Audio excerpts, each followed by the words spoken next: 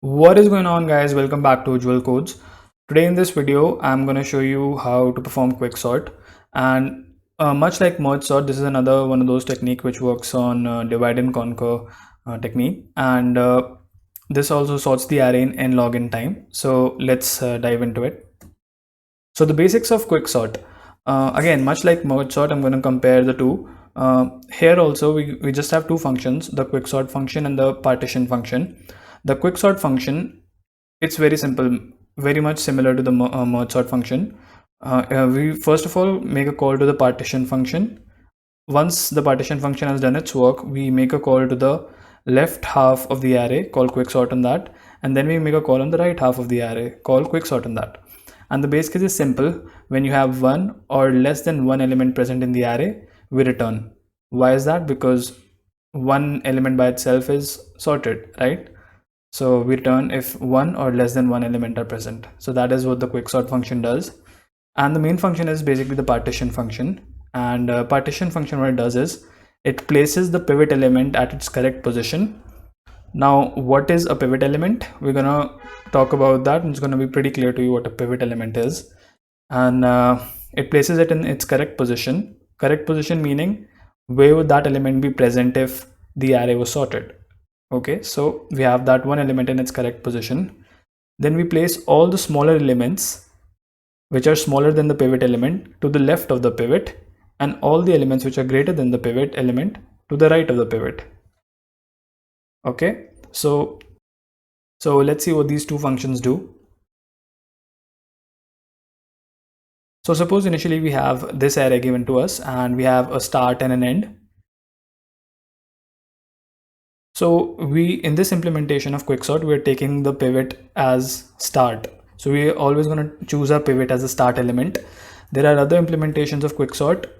Some people take end as their pivot. Some people take a random element as their pivot. But just for the sake of understanding, we're going to take start as our pivot element. So let's just assume that we made a call to the partition function. So what partition function would do is place the pivot element in its correct position, right? So correct position meaning if this complete array was sorted, 24 would be present at this index.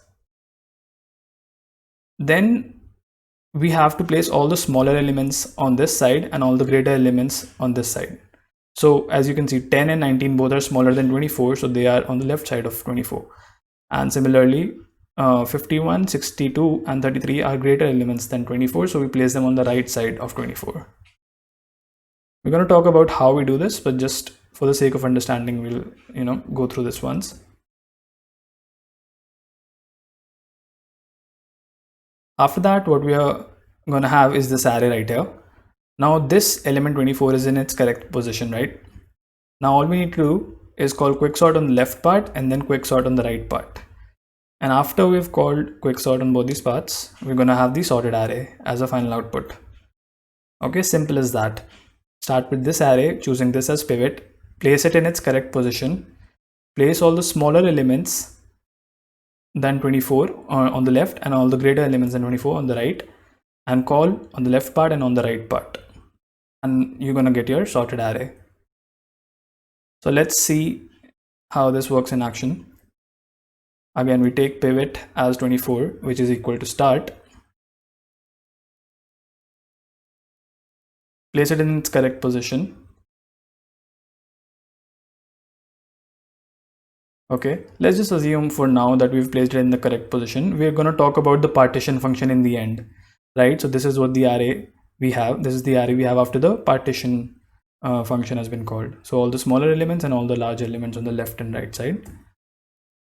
So I'm denoting that the partition function has done its work by this tick in the middle. Now we have to make a call on the left part, right? So make a call on the left part of the array. And by left part, I mean from start to pivot minus 1. So our end will become pivot minus 1. Start is still the same. Call on the left part. Now again for this, we have to call on the partition function first. So we choose this as the pivot. And as you can see, we don't have any elements on the left and the element on the right is already greater. So partition function has already done its work. Then we call on the left part. Now left part basically is from start to pivot minus 1. So pivot minus 1 is basically less than start, right? So end becomes less than start. So this is a base case, so we're going to return. So we can say that the left part for this recursive call is done. Now we make a call on the right part, and right part is pivot plus 1, right? Start becomes pivot plus 1 and end remains the same. So we have just one element.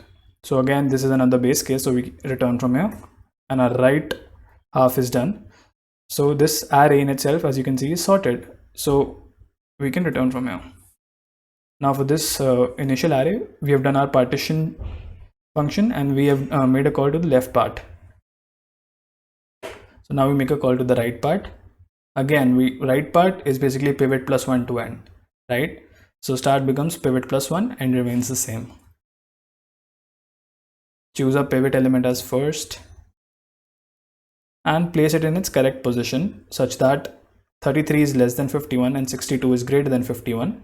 Okay, so this is done by the partition function. So we can say that the partition function has done its job.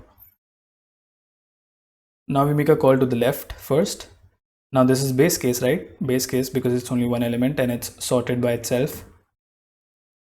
So the left half is done, and we're going to make a call to the right half, and again this is the base case, so we're going to return from here, and we have done all the three parts for this sub call, so we're going to return from here. And as you can see, all the three parts is done for this array, and as you can see, this is sorted, right? 10, 19, 24, 33, 51 and 62 is sorted array. So let's talk about the partition function. This is the main function which you have to understand, right? So how does partition function work? So let's take an example of this array, right?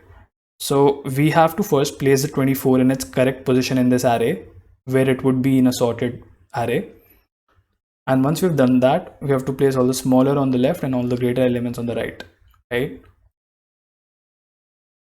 So let's see how we're going to find where to put this 24, right? How we're going to find in this array where to put 24. Initialize I with the start plus 1, right? And we're going to keep counting the number of elements which are smaller than or equal to 24. Okay, so we maintain a count of numbers which are smaller than or equal to 24. So we keep moving forward. We see that 10 is less than 24. So count increases. 19 is also less, so count increases again. 62 is not, 33 is not, and now our I is greater than end, so our job is done and our count is 2. So we replace the pivot element with the element at index equal to count. So count equal to 2 and the element at index 2 is 10. So we swap these two, right? So we swap these two and we get 10 here and 24 here. Now our next job is to place all the elements which are smaller than pivot on the left side and all the elements greater than pivot on the right side. So we initialize two pointers I and j to start and end respectively, and we're going to move like this. So we keep increasing I until I is less than pivot or the value at I is smaller than or equal to pivot element. So right now we see that 10 is smaller, right? So this is in its correct position in this array. This is in its correct position. 10 has to be in this sub array, right? So we move forward. 51 though, it needs to be on this side of the array, right? Because 51 is larger than 24 and all the elements larger than 24 are supposed to be in this part of the array, right? So we fix our I here and we move on to j. We start moving j. Now as we see right now, it's pointing at 33, and as 33 is greater than 24, it is in its correct position, right? It is in the correct sub array. So we move j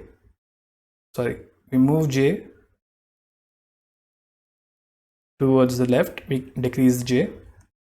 Now 62 again is in its correct position, as you know 62 is greater than 24 and it is in the correct sub array. Now we see 19. Now 19 is lesser than 24. So what that means is I currently now is pointing at an element which is greater than 24, which needs to be in this subarray right here, right? And j currently is pointing to an element which is smaller than 24 and needs to be in this part, right? So we can just swap these two, right? These two elements. So once we see that both I and j have satisfied this condition, we swap the elements at I and j, and we increment I and decrement j, right?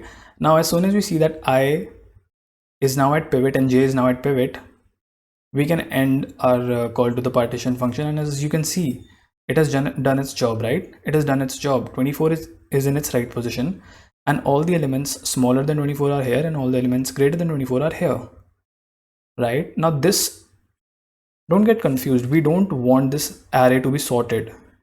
We just want elements greater than 24 in this array. So as you can see, 33, if this was sorted, 33 would have been here, 51 would have been here, and 62 would have been here.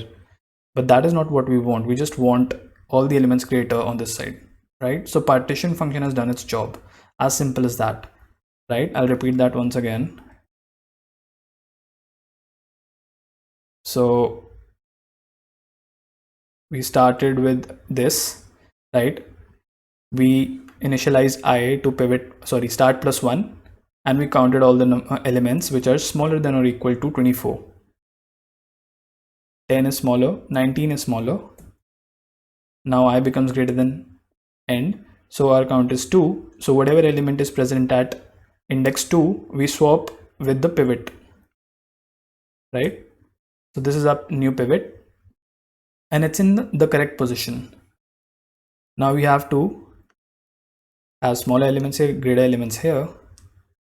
So we initialize I and j to start and end respectively, and we keep increasing I till we find an element which is greater than 24. Similarly, we keep decreasing j till we find an element smaller than 24, and then we swap these two.